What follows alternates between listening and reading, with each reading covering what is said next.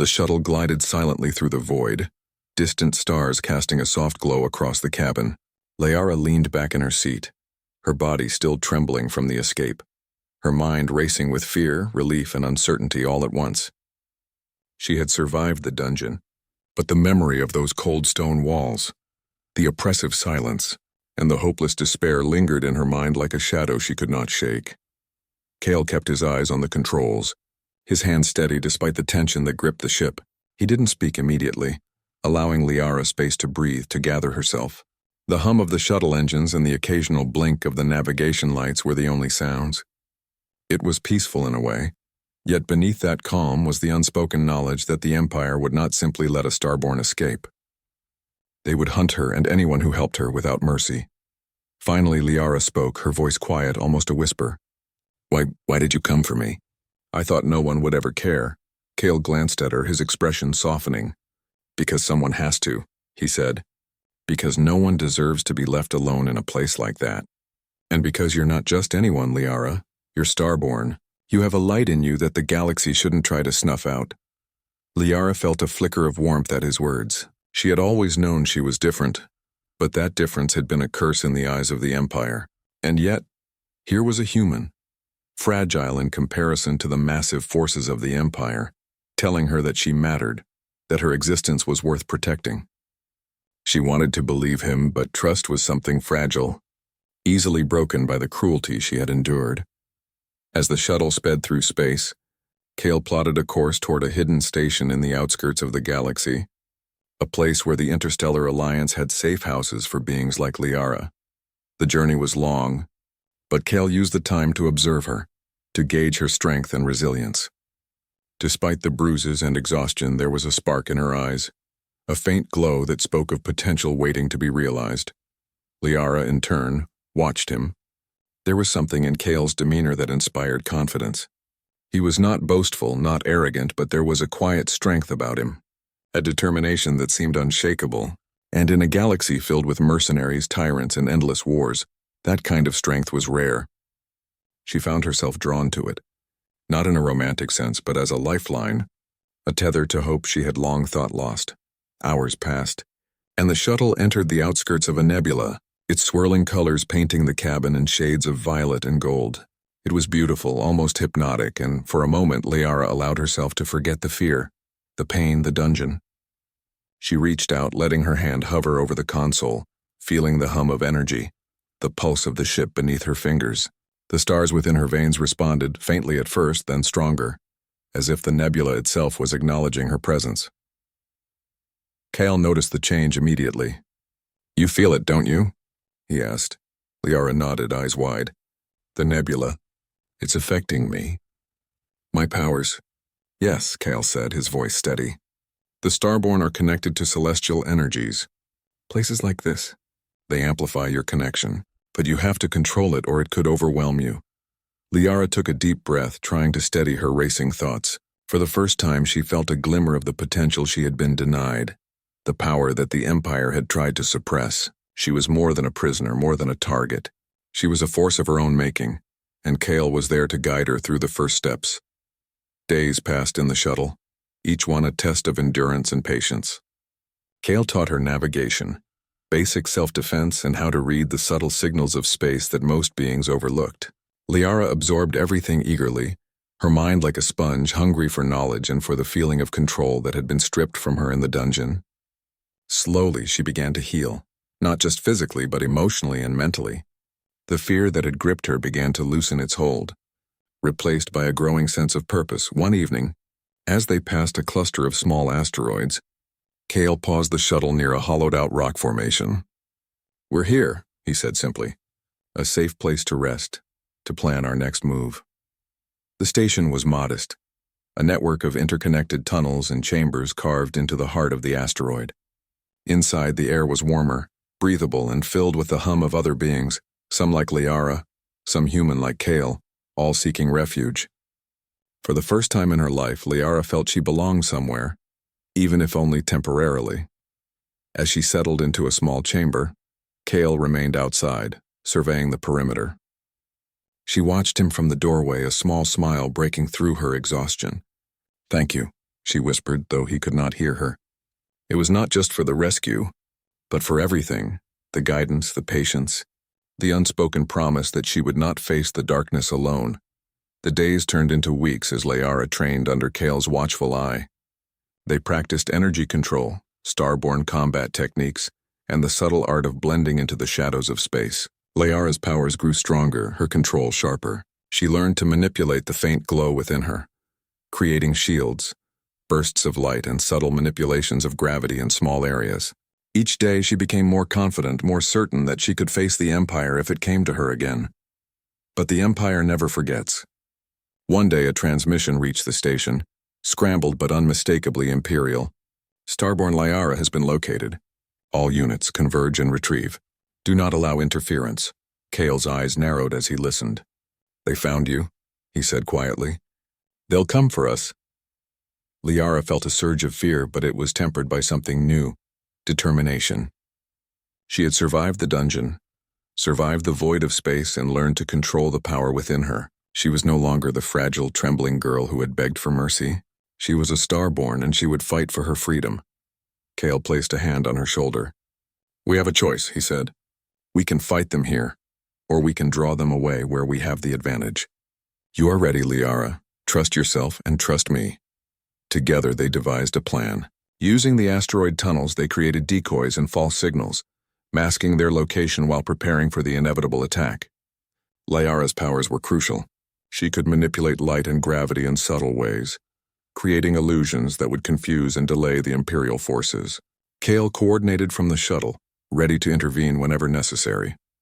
The day of the confrontation arrived, and the Empire's ships descended upon the asteroid. Liara took a deep breath, feeling the stars within her pulse with energy. She was ready. She stepped into the corridor, her glow faint but steady, her eyes sharp. The first wave of soldiers entered, expecting an easy capture. Instead, they were met with a maze of light and shadow, illusions that twisted their perception and sent them running into dead ends. Kale moved swiftly, neutralizing threats and guiding Liara through the chaos. Together, they outmaneuvered the Imperial forces, their coordination flawless. Liara's confidence grew with each success. She realized that the fear that had once consumed her was no longer a chain, but a tool, something that reminded her of what she had endured and what she had overcome. As the last of the Imperial units retreated, Kale and Liara emerged from the tunnels, standing together beneath the vast expanse of stars. Liara's glow burned brighter than ever, a testament to her survival, her resilience, and her newfound mastery of her abilities. Kale smiled, a mixture of pride and relief in his eyes. You did it, he said simply. Liara looked at him, a sense of wonder and gratitude in her gaze. No, she corrected softly. We did it together. The galaxy stretched before them, vast and uncharted, filled with dangers and opportunities alike. Liara knew that this was only the beginning of her journey.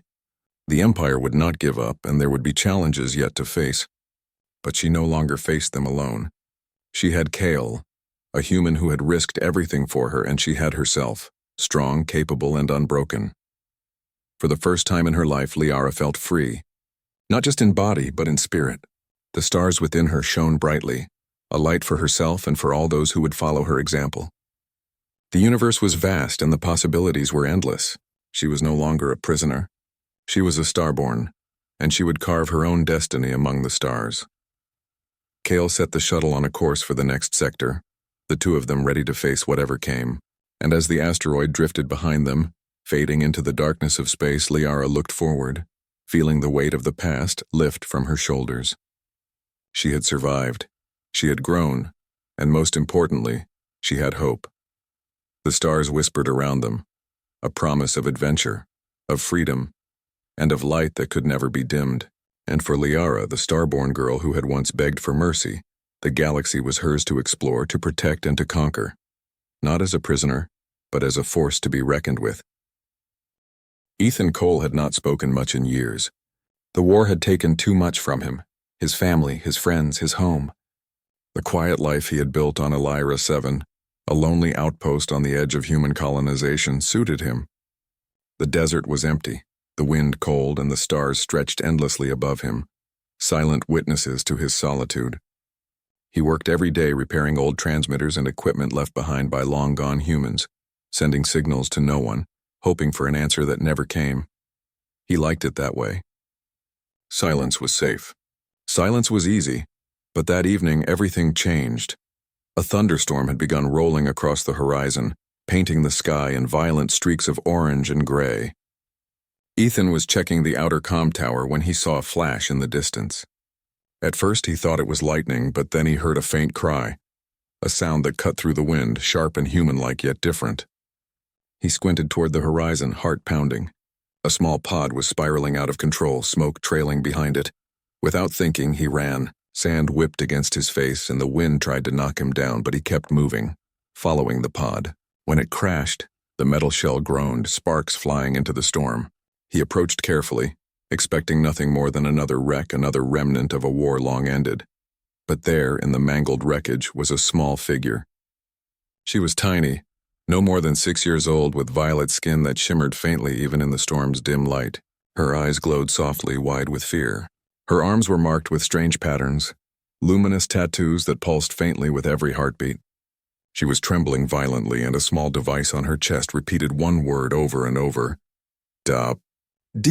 Daddy. Ethan froze. He had seen many things in his life, but nothing like this. A child, alien yet innocent, calling him. He crouched, keeping his hands visible. "Hey," he said softly, voice rusty. "It's okay. I'm here." The girl flinched, and the translator device clicked again, repeating the same word. Ethan realized she didn't understand much English, but the intent was clear. She was scared. She wanted someone to protect her. He reached out slowly, and after a long pause, she let him take her hand.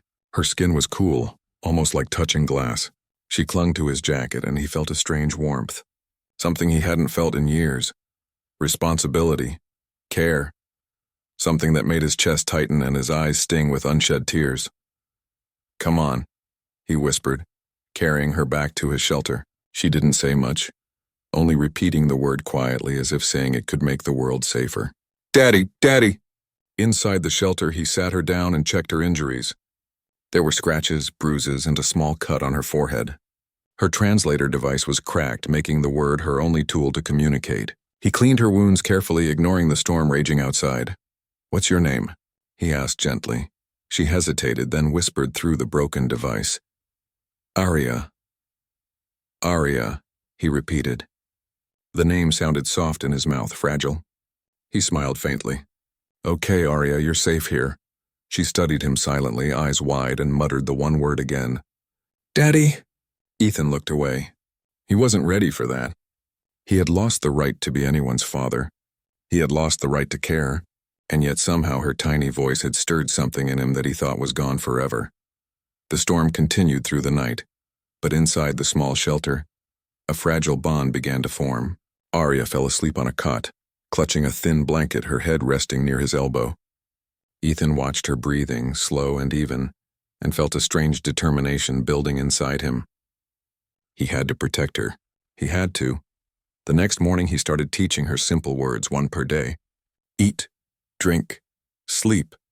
She repeated each word carefully, her small tongue twisting around sounds she barely understood. Each time she got it right, she smiled, her glowing eyes lighting up with pride. And every night she would whisper, "Daddy," before closing her eyes. Ethan pretended not to hear, though each time it pierced his heart like a warm, sharp arrow.